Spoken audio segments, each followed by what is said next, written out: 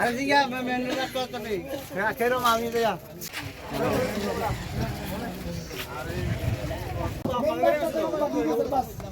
যেটা লাড়িওলা ক্যামেরাটা দেখি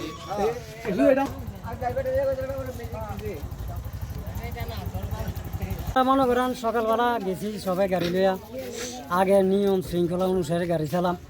হঠাৎ করে একটা ড্রাইভারে মেলাঘর এই অন্য শাখার মধ্যে কাটানো ছাড়পত্র কাটানো, তখন আমরা মিলু বিল্লাল বিষ্ণু তারা তিনজনও কইছে যে ভাই তুমি ছাড়পত্র কাটছো আমরা রোডে, আর গাড়ি চালাও আমরা রোডে, ছাড়পত্র এই রোডে কাটছো বলে এই রোডে গাড়ি চালাও।